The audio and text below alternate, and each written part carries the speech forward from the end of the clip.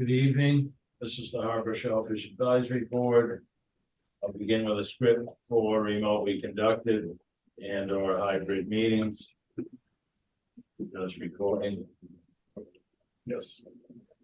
This is a Zoom meeting allowing the public to participate. The chair can request that members of the public provide their names for purposes of keeping accurate minutes. Attendees must register. The registration link can be found in the description of the Nantucket Government TV YouTube live feed for the meeting. Attendees will join in listening mode. Hit the raised hand button if you wish to speak. The chair will call on those who have raised their hands in the order they are raised. All questions, please be directed through the chair. I'll confirm that all members are here, please. Answer with present. Peter Brace. Here. Scott Anderson. Present. Dave Bossy. Present. Dave Franzuto. Present. I'm present as well. Andrew Lowell. We have staff here. Mr. Chairman, I just got an email. I think we all got an email from Ginger. She's not going to be making it today. Okay. No staff. You see Tara's car up there, but she's still out doing work. Any members of the public here? No, not yet. Not even comment. Good evening. This is an open meeting of the Harbor Shellfish Advisory Board being conducted remotely pursuant to Chapter 2 of the Acts of 2023. This meeting will feature public comment. For this meeting, the Harbor Shellfish Advisory Board is convening by video conference via Zoom app as posted on the town's website, identifying how the public may join. Please note this meeting is being recorded. Take care not to screen share your computer. Anything you broadcast may be captured by the recording. All supporting materials have been provided. Members of this body are available on the town's website unless otherwise noted. The public is encouraged to follow along using the posted agenda unless the chair notes otherwise.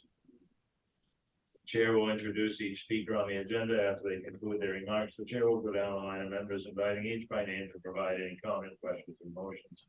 Hold until your name is called. Remember to mute your phone or computer when you are not speaking. Remember to speak clearly and in a way that helps generate accurate minutes. For any response, please wait until the chair yields the floor to you and state your name. If members wish to engage in conversation with other members, please do so through the chair, taking care to identify yourself. After members have spoken, the chair will afford public comment to those members of the public that have joined the meeting via Zoom. Members of the public who wish to speak must state their names and be acknowledged. Any vote tonight taken at this meeting will be conducted by a roll call vote. I'll call to order this meeting of the Harbor and Shellfish Advisory Board, Tuesday, September 19th, 2023. I have a motion to approve tonight's agenda, please. Motion to approve by Scott Anderson. Dave Bossy, second. Motion is made by Mr. Anderson, seconded by Mr. Bossy to approve this evening's agenda. All in favor, Mr. Anderson? Aye. Mr. Bossy? Aye. Mr. Brace? Aye.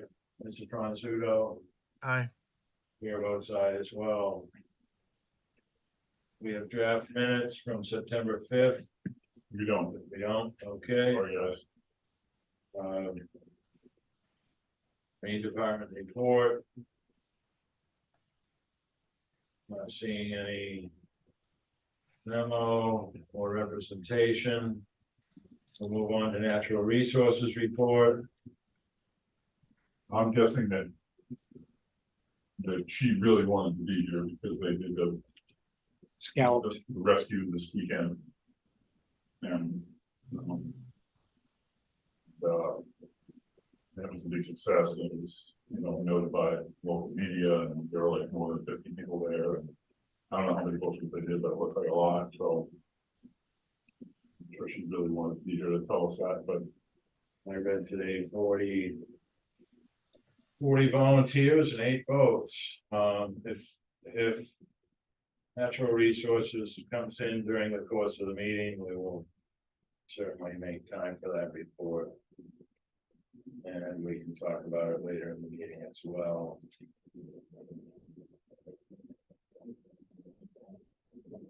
Harbor Watershed Property Owner Information Forum. We had our forum Saturday.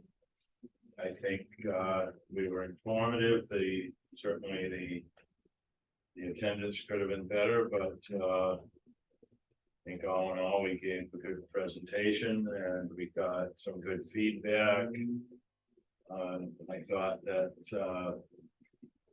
a response from Brooke Moore that we list alternatives to green lawns so that the public has a direction to go in. It's a good idea. Emily Molden mentioned, of course, talking about runoff and where it goes, and dry wells being mentioned. She mentioned rain gardens versus dry well, which also a good alternative.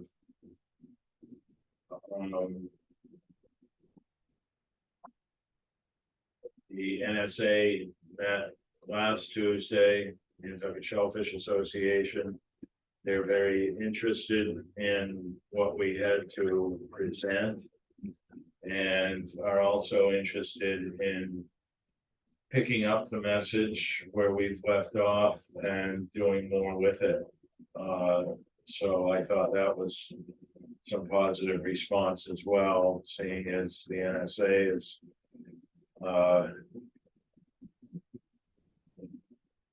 doing very well with exposure, I'd like to think. Any comments from the board on our forum? Now, I was encouraged that the lady who was there from the high school would like us to come out there, and I think that would be a great thing for us to do to get ourselves for the community in front of the high school kids and the future of this island. Her name was Jennifer Christensen. I believe she's at the high school, and maybe here again, we could possibly work together with the NSA and the Land and Water Council to put on a presentation in a way that resonates with students and they can home and talk to their parents about it. That's the whole idea, is communication. So somehow I can reach out to her, somebody can reach out to her, and we can work on what we do. Anybody else? I would like to say, I thought it went really well. Yeah, I agree, the attendance could have been better, but I think the number of interesting people got the message. I'd like to hear what the NSA is thinking of doing as a follow-up, hopefully incorporating some of these positive ideas instead of don't do this.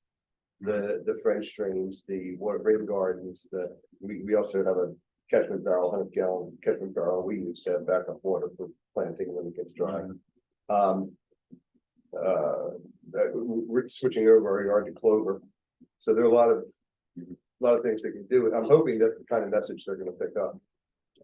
Yes, and that's a great idea. You know, another alternative with runoff, the catchment barrel. Yeah, it was great. And I have some friends in Wisconsin that do that as well, and they frugal. No, they used to have a well and now they're on town water, and Yeah, they don't like that water bill. Well, So my wife uses it for, she'll dip it when she does her canning. yeah, She just dips it, her big bucket in there. I just fill it right out of the rain barrel and then we dump it back in after she's done canning. So it's interesting. You get to use a whole bunch of uses for the same gallons of water. yeah. So let's make notes of these alternatives and work on a future presentation that can not only work for the high school, but to share with the NSA,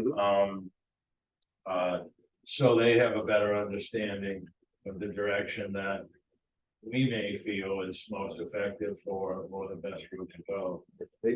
They're just thinking maybe we can get their support to do a brochure. You know, they seem to have those kind of resources in the Yeah. US. But if we get some ideas down and we write little pieces for them, maybe they could put a handout together that people could actually hand out and say, here are the things you can do, not the things you shouldn't do. Yes. So I thought that was that Brooke Moore brought up, was a really good point. And the public, thank you to David Gray for attending the meeting as well.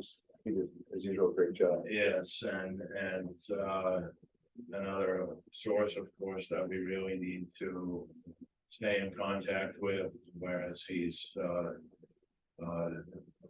been given the responsibility of storm drains, I believe, through the sewer department now, so certainly he has irons in the fire he's working on already, and it'd be good for us to stay up to date with David Gray as well.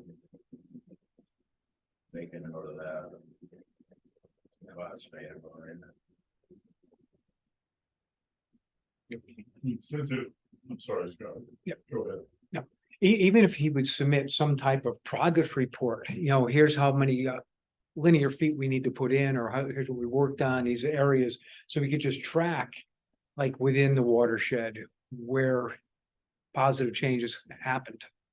The waterproof storm drain covers, I never would have thought of that. What a great idea to go from the steamship to the fuel storage area, replacing the storm drains with waterproof covers, so that if there is a spill, it's not in the harbor before anybody can do anything about it. Slows everything down. It was a great idea. Yeah, I mean, that's that kind of stuff he's doing that people aren't aware of. I think it's great that it'd be interesting because he's probably got reports out there. I'll bet he submits them to somebody and in the town. I mean, they have a Sums that budget, they stuff know up. where they're gonna be in regard to that, so. Right. And they do have a budget. I mean, we voted, the select board, it was 2 or 3 months ago, they set up a separate account, stormwater account for him. I forget what they call it, but it's a Enterprise account. enterprise account. Oh, really? Can I say one thing about the trucks? please do. Yeah. They should be, well, let me give you 5 seconds of history. When we had the fueling at Great Harbor Yacht Club, we did a training with their truck drivers, and they were required to carry spill equipment and catch basin covers on the truck with them when they were making their deliveries. And I personally think it ought to be a requirement that Noonan and whoever's hauling these big capacity amounts should have the same thing. So if there was a spill, the catch basin covers and the at least an immediate amount of absorbent material would be right there on site. Because by the time David Gray gets there and puts a pig in the expandable bladder in the end of that pipe and blows it up to stop the fuel, probably, you don't know, but a third or a half or all of the tank will be in the harbor. But if they carried the stuff right on the truck with them, that might be a good stopgap measure. About the smaller trucks, harbor fuel delivery. I mean, if these covers are gonna be readily available. Yep. I imagine, it wouldn't be too much of an adjustment to, keep them on board in the truck somewhere. Somewhere kind of like their tire truck is, easily accessible. And, maybe the same type of a holding rack can be created for this to be kept in as well. Well, I mean, thinking out loud here, I'd be willing to talk to Harbor Fuel or, and remind them that, I mean, Harbor Fuel has always, and I don't know that they still are, but I would assume they are, has always been a big partner in the oil spill drills and the cleanup because of the tank farm. And they were required to have drills down there a couple times a year, and we always participated. And they were always been involved, even well, they were required by law, but also financially they were always involved.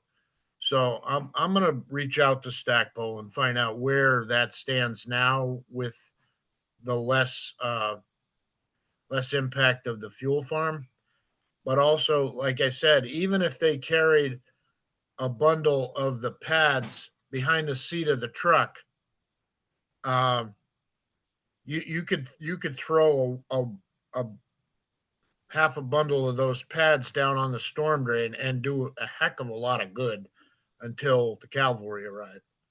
So anyway, I'm gonna follow up on that because it's one, I'd like to know where it all stands, but two, and make this recommendation.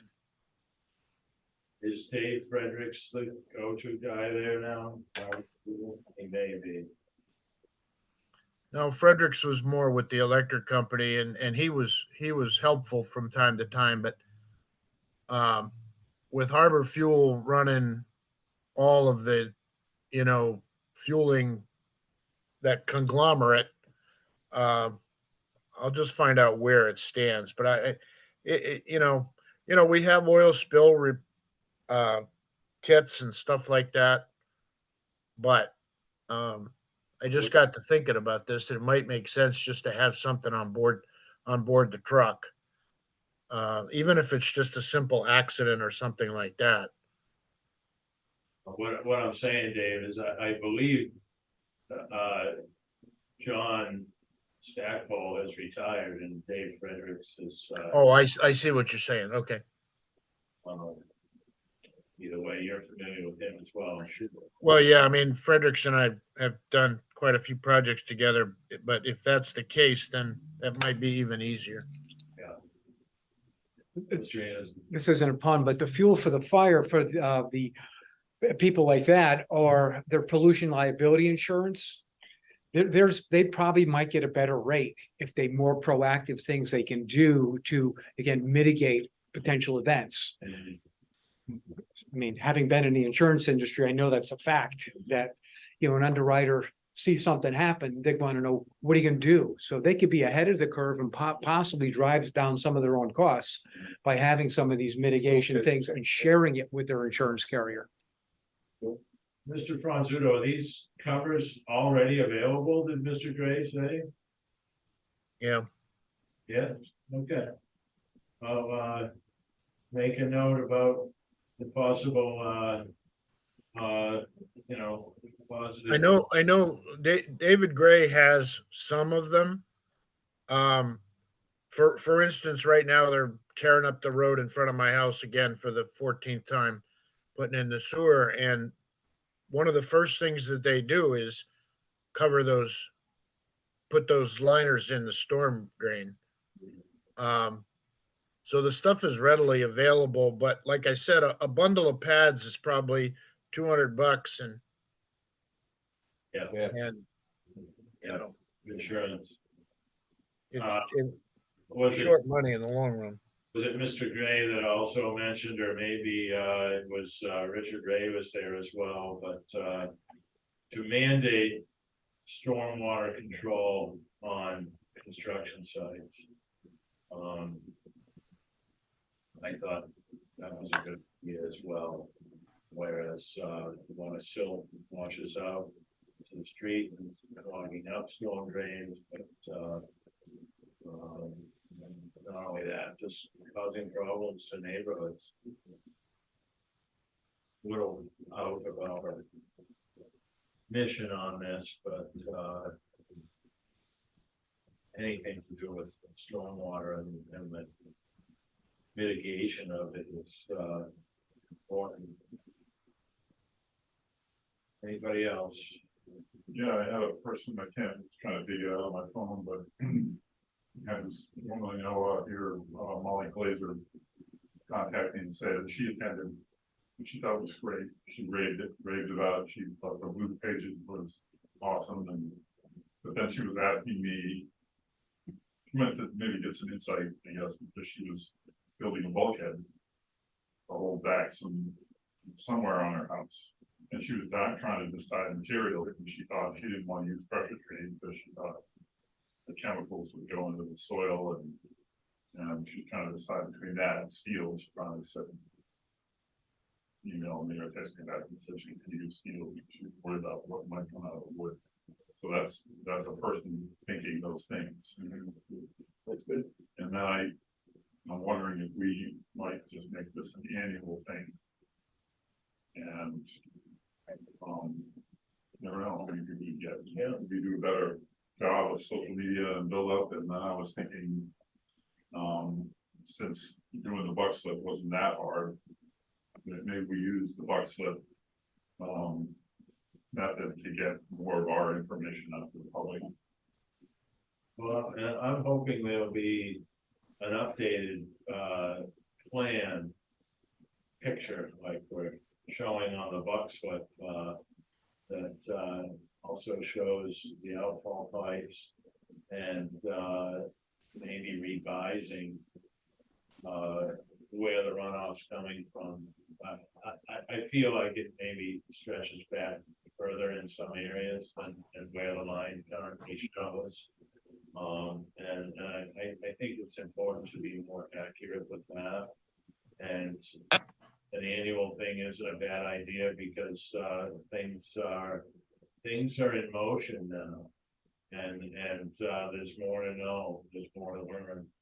And maybe even we could, one of us could attend like a civic league meeting where there's a larger audience. Yeah.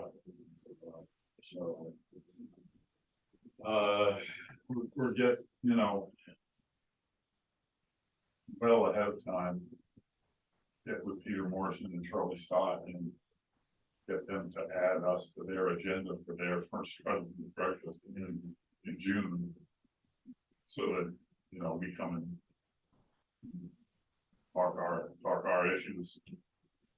They're not gonna come to us, then we can come to them, and then by then we have materials to hand and I just think it's so important if there's a way for us to, I know the town doesn't really have it, but something showing color-coded zone where each pipe goes to, so people can see, I live in the zone, and that pipe comes drains my property.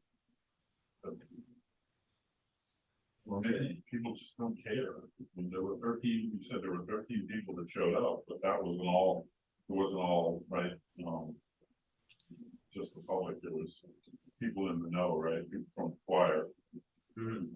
well, yes. So, Yeah, I mean, among those 13 were Emily Molden, Richard Ray, Tara Riley. So, yeah, you could look at almost half the crowd and think, people already know what we're talking about. So basically what we're talking about right now is continuing with public education and outreach. And so maybe, in our next agenda, we'll label it as such, and keep it on here as something that we,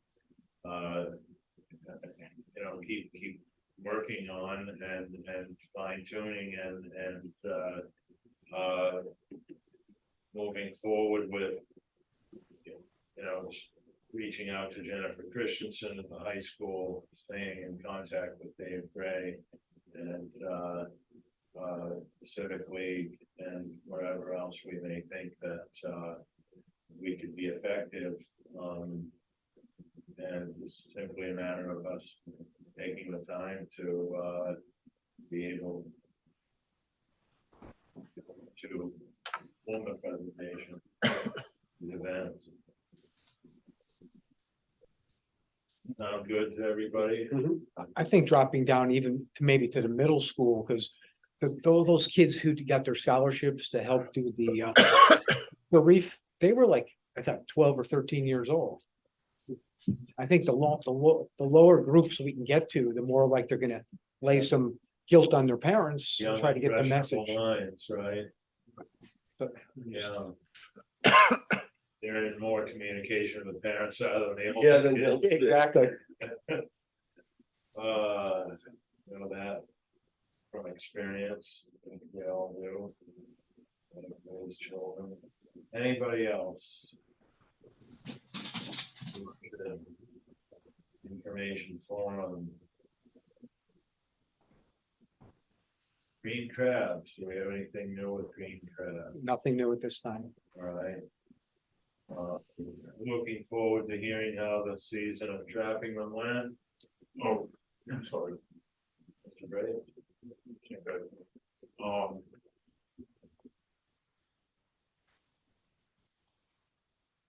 Dave, correct me for sure. Maybe what we're trying to do without fall high school. Become a recommendation from us to go to the harbor planning committee.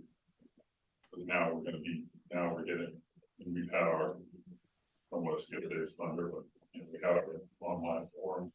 And Dave will tell us about that, but maybe because we now have permission from the state to start planning, so maybe there's a recommendation in there somewhere from us on that issue. So I'm sorry. That's okay. Did we open up into that? There's nothing else on green crabs, Harbor Action Plan Committee, and Shab's recommendations. We gonna, either one of you giving a report on that? Mr. Fonzugo or Mr. Praise? What's happened with the latest Harbor Action Plan Committee? You just said, Mr. Praise. Yeah, we just had last night, or this is really Dave's. Were you in attendance last night, Dave? No, I wasn't unable to attend. Okay, so I didn't get to the meeting until it was an open meeting seeking public comment. And the committee decided, that we needed to get still more public comment, reach out to people who didn't come to the meetings in person, and I didn't join the meeting until it started at 6:30. I didn't join until 7:15, but when I joined, there were 62 people on, which was great. And lots of people talking about, public access, and there were people asking questions about, can the Chapter 91 licenses all be online where you can get to them? And there were people saying you need to. Someone brought up the fact that Great Harbor Yacht Club was committed during its permitting process to providing fuel for the Greater Harbor boats in the harbor, and that they had lived up to that. And, I can't remember if Jeff confirmed that or not, but then there were some people that said we need. One person had said it'd be great if we could have a boat ramp right next to Great Harbor Yacht Club, so we get another boat ramp. So a lot of the issues that we've talked about before were coming up. If you can, we can find the link for that. You guys might get a kick out of watching it. There's a fair number of people there, and names that I hadn't seen before. So, All right, thank you, Peter. I feel like, you know, we've all put our input in, especially with these public attendance that they're creating. But to put something in writing from the board, what we feel more strongly about, certainly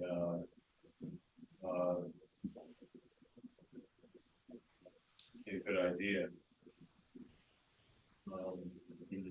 an agenda item for the next meeting. Well, it basically is now. I mean, Harbor Action Plan Committee, Yeah, should have recommendations.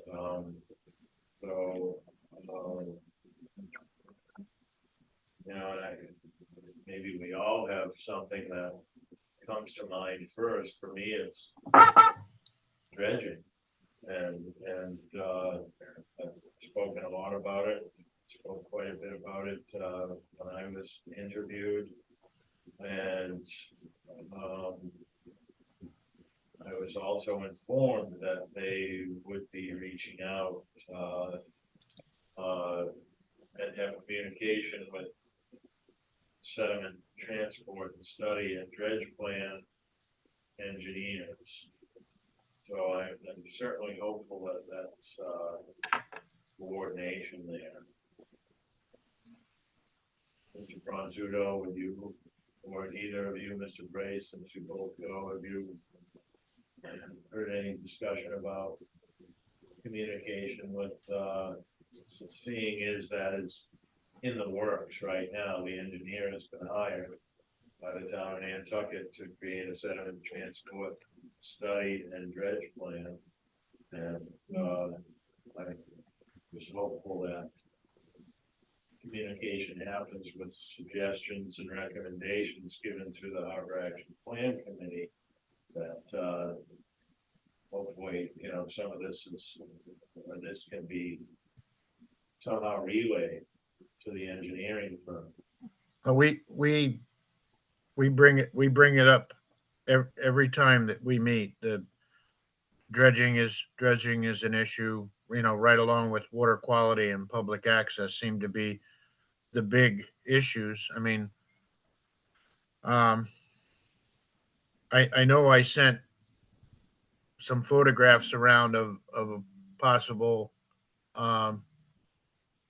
second steamship pier, which incorporated a fishing pier and a boat ramp. I don't know if any of you had a chance to look at that, but it's putting, you know, we'd all, I'll be tactful, but we would all like to have another boat ramp down by Great Harbor Yacht Club, but it's just not going to happen. Yeah. There's an enormous active wetland right to the south of that, and we don't own the property to the north of it. It won't fit at Francis Street. Like I've said before, we've tried to shoehorn it in 4 or 5 other different locations with plans and permitting and everything else, and it just won't fit. But I think that I know it's a large project to consider, but if it's incorporated into a second steamship pier with a fishing component and a boat ramp component, I think it's doable and sellable. So will this be proposed as from? So I looked at your photos, I looked at it from the water, it's certainly feasible. So is this, will you be suggesting this be included in the plan? Hopefully. Yeah, yes. It's under the heading of critical infrastructure improvements. Yes. Good. But again, and this was an idea that came from a report that had been done in the 50s, that a second, or not at that time, not a second, but a boat ramp be considered at that location. But I think if you just went to the people of Nantucket with a burning need for a second boat ramp at that location, you're not going to carry the day, because the environmental people will rally, and it won't be, you'll never win on a boat ramp in that location. But that pier that I sent the photographs of is on concrete structures over a barrier beach. And if you do that, you could build the steamship pier. Public Access Board would build the fishing pier, and the town would build a boat ramp with money from the Public Access Board. And the thing about the Public Access Board is they build it and maintain it in perpetuity.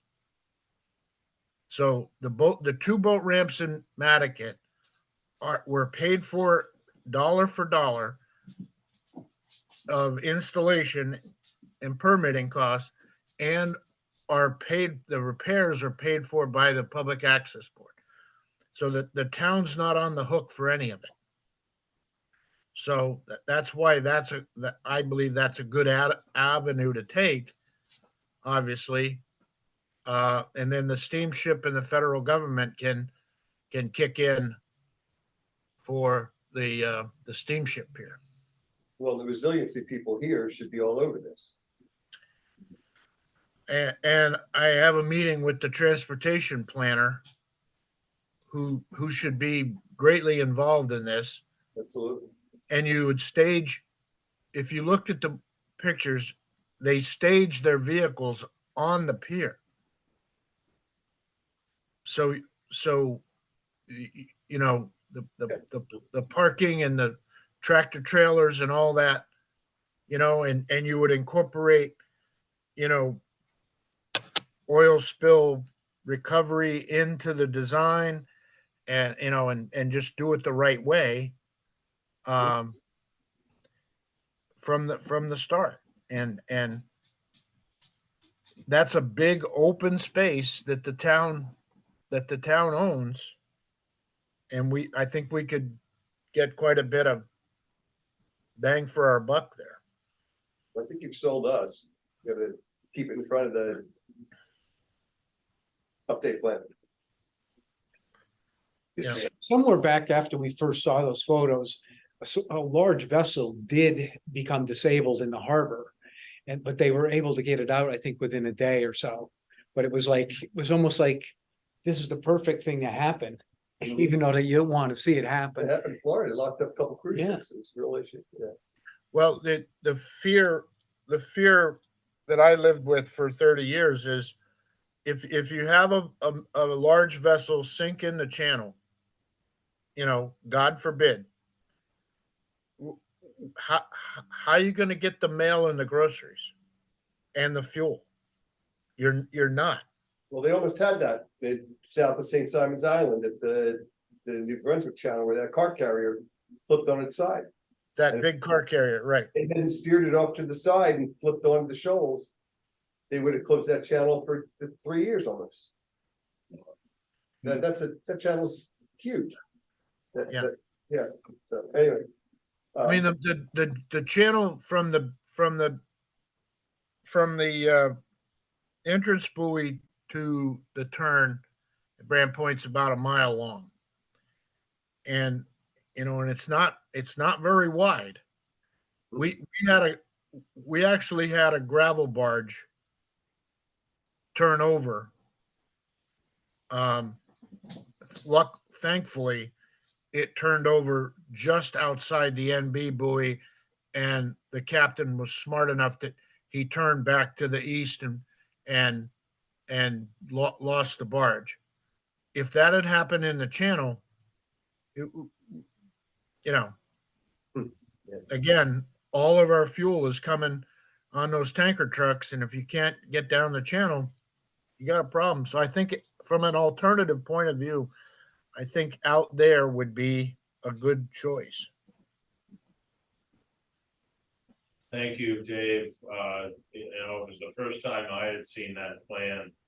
And then I heard later on that it's been floated around in the past, as you just mentioned. And I think to some, it can look like an extremely ambitious plan, and maybe a little out of reach,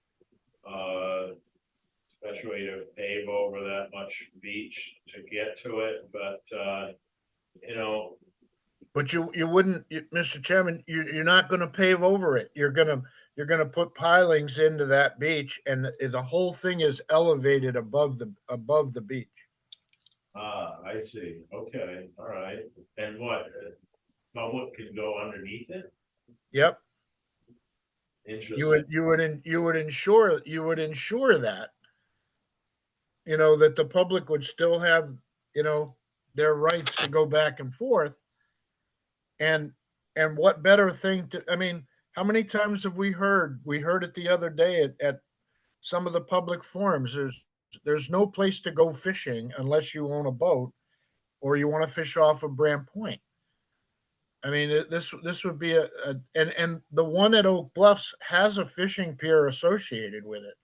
I'm just taking it one step further and trying to incorporate a boat ramp in that same design.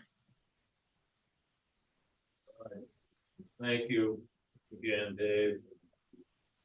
Anybody else on the Harbor Action Plan Committee? So let's prioritize the recommendations and work up some drafts for our next meeting. For our future meetings. I don't expect it all to be done right away, but if we can submit a recommendation that's important to us, Also, several of them. also at that meeting, there were several people who brought up petrol landing and were just confounded. And they were admitting that they couldn't understand why that, why that hadn't become a public access point, what was going on there. And so Kim Starbuck said, okay, Jesse Bell, you explain, you still have a pending lawsuit. But she seemed to say that the building where Mickey Rowland had his architectural business, if the land bank bought that, and that's gonna be moved off of there, that could be another option for access, a ramp, a launch, something like that. But she was trying to explain to everybody that, it's been years and years them trying to fight these people, and the thing is still going on.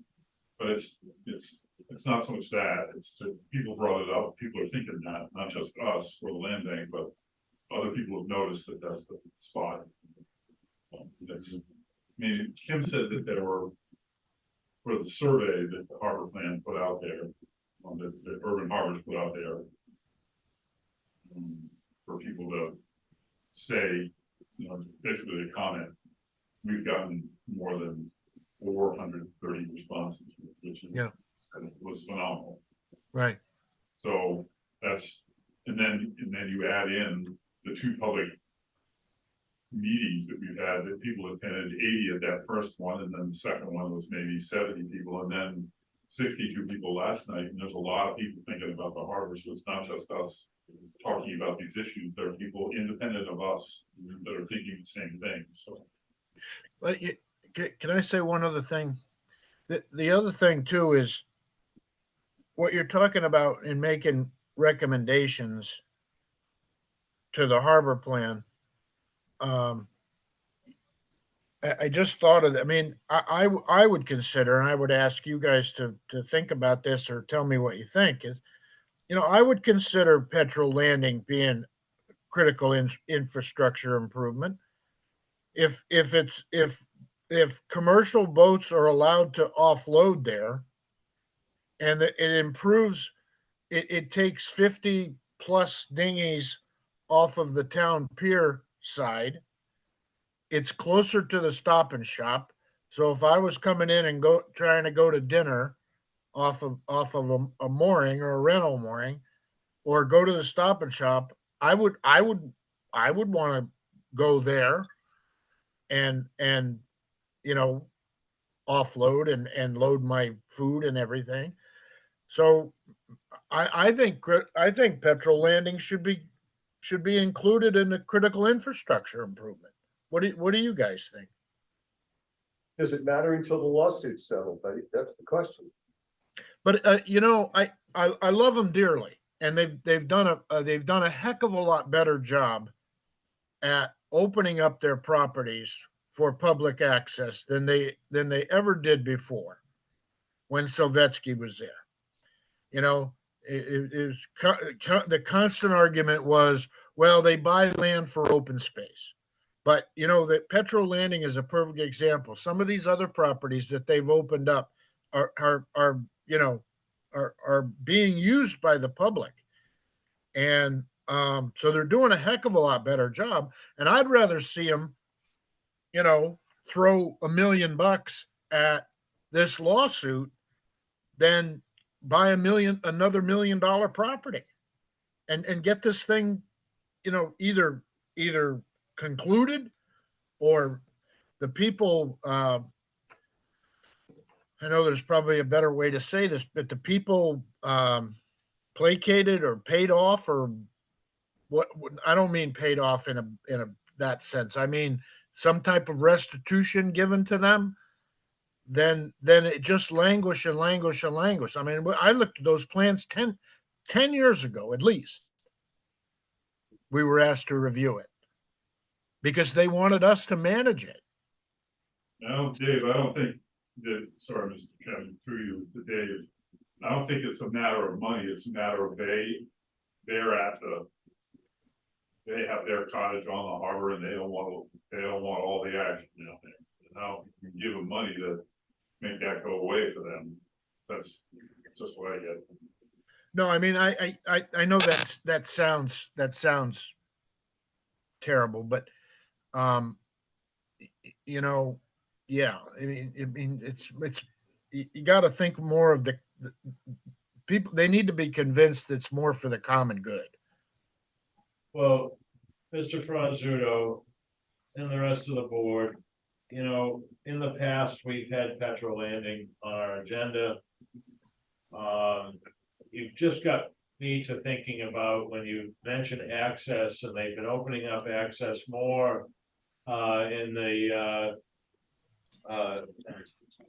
more currently, they've been doing so, but to me, when I look at Petrol Landing right now, it's completely blocked off. They've got a picnic table or two there during the summer, but the access that you and I recall is, you could drive there. Gosh, you'd see 3, 4, 5 fishermen's vehicles parked there, or an older couple hanging out, eating lunch, enjoying the view. And Steve Walker had his floating docks at the Pinelands that are still there. Yep. And a simple little, gosh, it couldn't have been more than a 6 or 8 foot ramp from the solid fill portion to the floating docks. If the land bank, I mean, if those floating docks were always there, the Pinelands that they were secured to are still there. Why hasn't the land bank been maintaining at least what was there? That's a good question, and it also brings up a possibility of, maybe you don't go to the extreme that, and I don't consider it an extreme, but to the measure of a bulkhead backfilled with a place for boats to back in and offload their catch, but maybe you go to some lesser Well, design. I don't want to, really talk about how the land bank could compromise. I'm just thinking that they should keep activity happening there, because now basically the people who are complaining are getting used to it being completely inactive. Right. Oh, you're exactly right. And it used to be very active when Steve Walker ran that little dock. And it could be, as you said, perfect place to stop in to go shopping if you're moored in the harbor or in the anchorage and dinghy tie up. And it seems to me, so let's continue this discussion further. We'll note down that there's more to talk about, and maybe some communication to be had with the land bank on can they at least move forward with reestablishing what was there already. Right. Doesn't it make sense to have that activity taking place? And I understand closing it off for parking, because people will take advantage of that in a negative way, since parking is at such a premium down there. But still, there should be, instead of 2 boulders in the way, maybe a gate instead. And of course, the east end of it, I walk down there occasionally. and it's all eroded, and maybe they're calling for steel, pile to be put in and solid filled in that manner versus the boulder riprap that's there now. But, certainly, I would imagine that, some, what would you call it, just required maintenance to maintain what exists now. And to bring back what was there at least. Right. Maybe they have a whole different outlook of this plan and they're just letting it go in lieu of it's going to be completely rebuilt in a different way. But if it's gonna continually be held up. Well, let's not forget that this particular issue needs to be on our list that we submit as a board to um, for the harbor action plan, as an action item. Thank you, Mr. Franzuto. I mean, even the situation with Prunk offloading lobster at the end of the town pier. Okay, I mean, we've been selling fish and lobsters at the end of the town pier for a long time. Charlie Sales and Herky Stojek and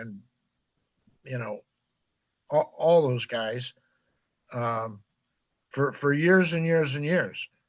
Yeah, Henry Rezersky. I mean, you can go back in time, 50, 60 years. Well, the town pier was built in 71, so at least back to 71.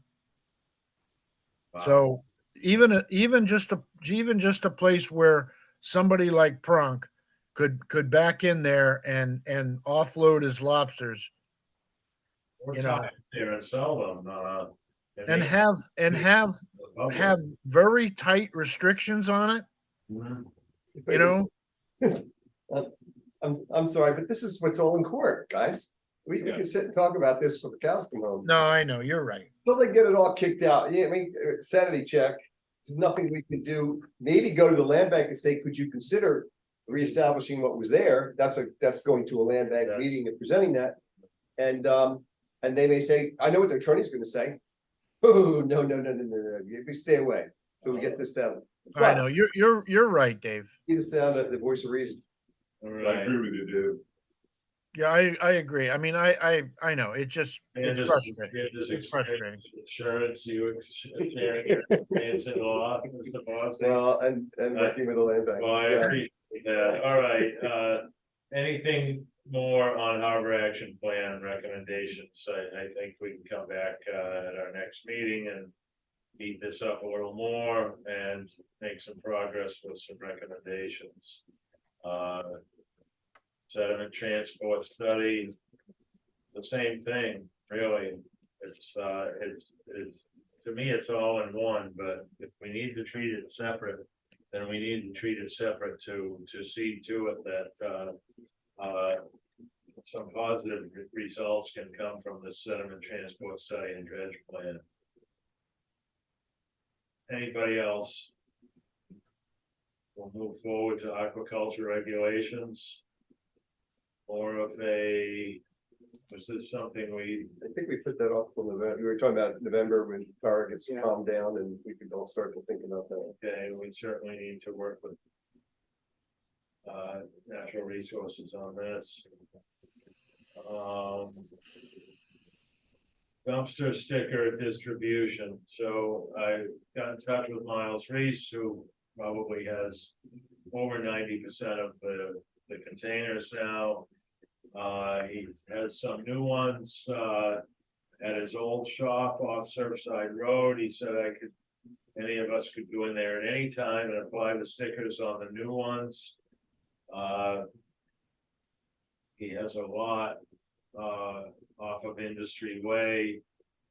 What did he say? Where community sailing stores their sailboats is where other dumpsters are. He mentioned that this is the time of year they repaint ones that need to be repainted. We applied them, they would take off the sticker and not paint over it. He is very much in favor of having them apply to all of his dumpsters. Mr. Chairman, Done painting, and then Right, she isn't the paint anything. Let's work for him and, right, nice smooth surface for yeah. using. do we have an idea or a plan or recommendation as to where these go? One per dumpster, two per dumpster on the face, where are they supposed to go? 3, if not 4, I'm thinking, because the dumpster can be approached from all 4 ends. And you've got a big, upper built out part at the top of the dumpster, and then it's ribbed vertically.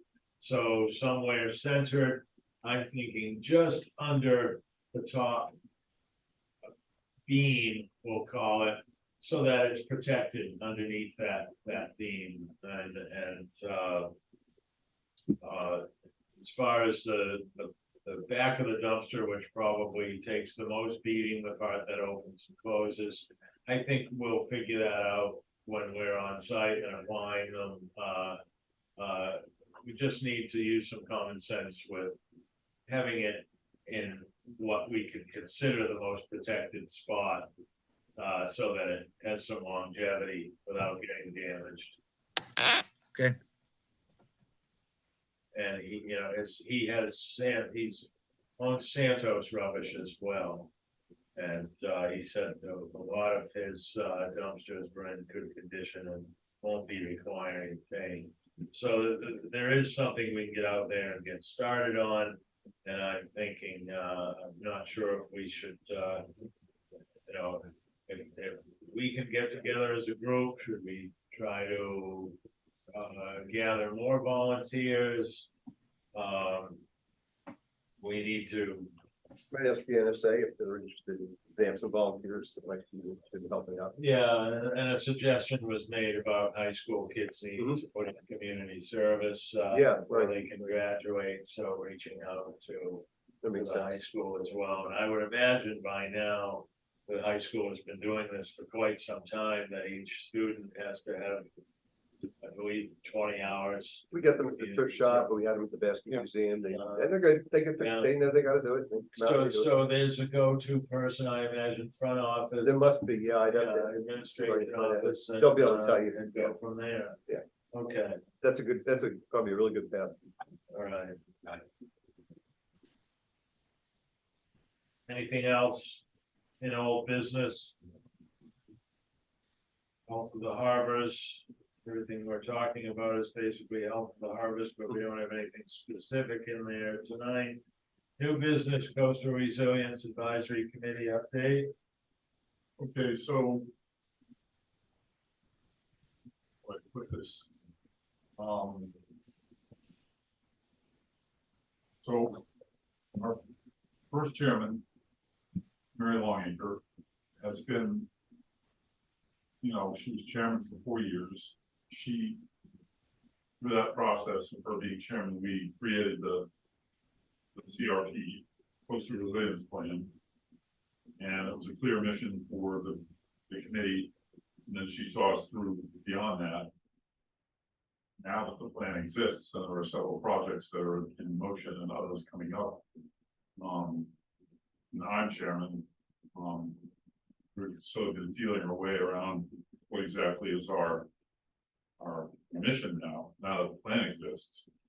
And what we've arrived at is, among the in addition to the projects that are ongoing or going to start out or whatever, it's coming to my belief and our administrator, Leah Braul's belief that it's public education and outreach and getting people to buy into the plan and have a positive attitude about it. And so we are going to be putting our energies into figuring out how we can get the word out, get people involved. We are going to create hopefully a survey, 2 or 3, maybe 4 questions that the area association presidents will distribute to their membership in the critical areas. And then once they have all that information tabulated, then we will invite the president to come and attend the meeting and tell us what their issues are. I'm assuming that they read the plan, so then that's one way that we're reaching out.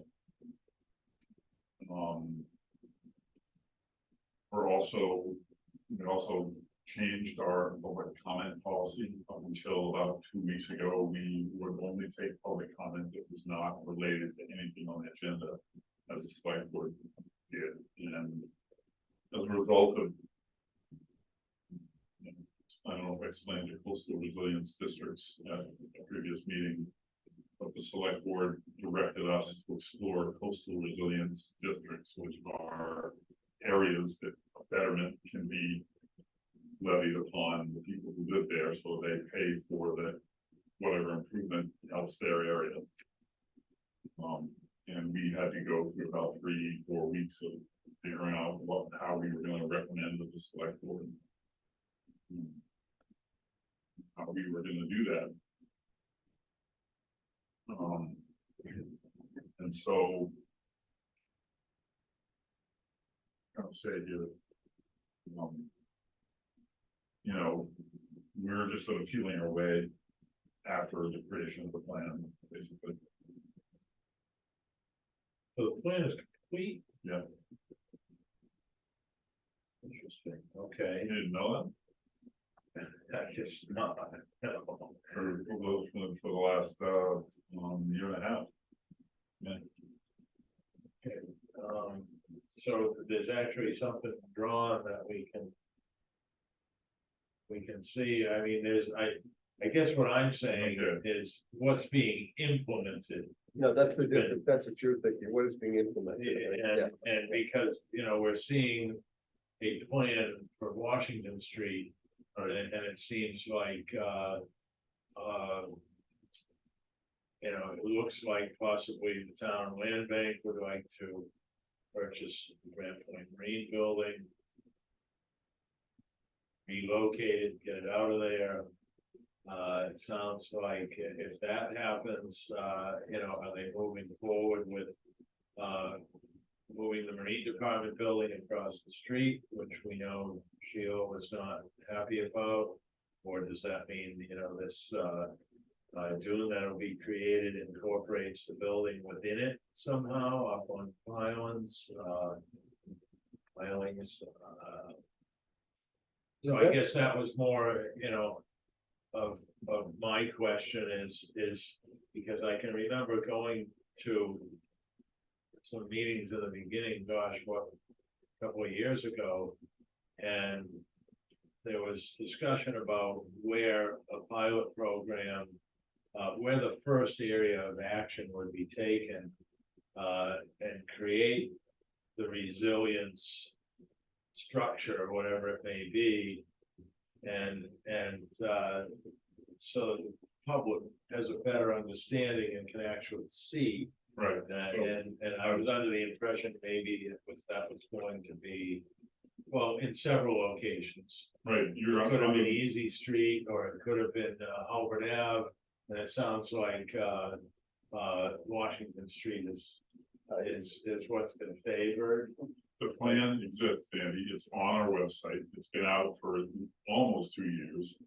And your recollection is correct, because I've reported to the board to say that the town is going after, as they say, low-hanging fruit. We are going after projects that are both needed now and projects that will be visible to the public, so the public will get that this is real. So some of those projects include fortifying that corner of Pulpus Road that goes by Sackage Pond. Project to raise the road at Folders Marsh, project to raise the road at First Bridge and Second Bridge. I see you, Dave. Yeah, I just want to ask a question. I understand what you're saying. Yeah, that's fine. Go ahead. I think I see what the confusion is. I haven't heard you state that Washington Street and buying Grant Point is one of your proposals that's in the plan. I didn't see it. Maybe it is in there, and that's what I'm asking you. I think that might be Andy's confusion. He's seeing this thing happening down here. It's not part of the plan. But this was, to me, something brought in by the land bank, totally separate from the coastal resiliency plan. Now, maybe I'm wrong that they always plan to move the salt marsh and build the salt marsh senior center and build a salt marsh there, which is part of what this plan is. I didn't see that in the plan. There, in the plan, there is a storm berm or whatever that runs along Washington Street, continues into town. And, I mean, it's in there, I can. Okay, I wasn't aware they were planning to move the salt marsh center and buy Brand Point Well, Marine it's and not, it's. convert this it's whole a thing over proposal to. To do that, we don't have a grant, we're waiting for a grant. No, I didn't see that as a, you talked about building up at the pond on Pulpus, and you talked, there are a couple other projects, and Right. very clear cut. This is the plan. It never occurred to me there was a plan to do all that in that, and I thought that was part of the confusion. Now, if there is a plan, was a plan to always create this nice salt marsh buffer down there where the arts people used to live and where the salt marsh center is. If that was in there, then I must have missed it. I didn't realize that was one of the early plans, and yet that's one that hopped up to the top of the forefront of everybody's mind because it got pressed real quick when the land bank announced it. The land That's bank all. announced the proposal that that's what they would like to do, it doesn't mean it's going to happen. Well, I never said it was gonna But- happen. But it's part of, sort of tying into what's in the plan for running the length of. Washington, the berm It's that not runs down the the, lake. it's not the big massive thing that's might No, no, happen no. 30 years from now, No. way out No. wall, it's the thing that runs along the road. I understand that, I'm just, all right, yeah, no, I understand completely, I've read the plan and I've seen this land bank thing, and I didn't see this land bank thing in the plan, that was my only, I never saw that it was proposed to The do land this. bank thing is kind of an after the fact, Okay, this is how we might modify it and. Right. Yeah, no, I think the plan to get not that my opinion really matters, but the plan to do a couple of good projects. right, And then get people saying, look, this is what we mean. Through outreach, I think that's great, I agree, I think that's the way you have to go, absolutely. Yeah, I'd like to see the sewer bed too, but. That there's a lot of projects that can be done first, that are really obvious to people, I agree with, so I think those are two good ones. at our last meeting, Leah went through, all of the. Efforts that are being worked on now, efforts that are gonna be worked on. Efforts that are ongoing. I can get that and bring it to the next meeting, or I can send that to everybody and you guys can see what's Yeah, happening. that'd be now. great, I'd like to see what she's thinking, okay, Yeah. Yeah. Okay, that'd be great. Thank you. Mr. Bossy, thank you for clarifying. You hit the nail on the head. Okay, that's why it seemed to me, because it was a surprise to me too, because, yeah, I can't say I've studied the plan at all, but it's been out for almost 2 years, but the Washington Street thing, I know was tossed around a bit, but to see it actually, a rendition of it recently, and I realize it's not a proposal before, any regulatory boards or commissions, but it's a right now, it's like just a proactive idea. And all of the. I mean. The plan is one big recommendation, there are 40 recommendations, they aren't even close to regulation. Yeah. They're Oh, yeah. just. Us saying, hey, town of Nantucket, we think you should do this to address these things. The town of Nantucket being the voters and the select board and the various boards would say, you guys are out of your minds, we're not doing this, but we might do a modification of that. So we completed our charge, our mission, we created the plan here. And so now we are slowly, we have morphed into the implementation committee. We're all not gonna be on it and everything is implemented, all of us will be dead by the time it's all done. But, well, don't go that far here. okay. Well, I mean, there's some things that are, decades. Yeah. Yeah, No, as long as the group is not disbanded, No, okay, no, it's we need, going to evolve we meet with the every 2 weeks. plan. Yeah. We meet every 2 weeks. Right. Lots of work to be done. good, Any other comments from the board on the Coastal Resilience Advisory Committee update? Any public questions or comment tonight? We did not really speak about the seed recovery that took place over the weekend. I'd just like to say that a wonderful effort was put in by Natural Resources Department and the Nantucket Shellfish Association to get the word out. I think there was great communication. I saw Tara at the grocery store the other day, and she was very pleased with the turnout of volunteers, very pleased at how it all just coordinated and came together. She was still working on a count of how many bushel they picked up and redistributed. I said earlier, 40 people, up to 8 boats. Some wonderful pictures are out there on social media if you want to see them. Dan Frank was involved, had a mountain seed on the back of his boat.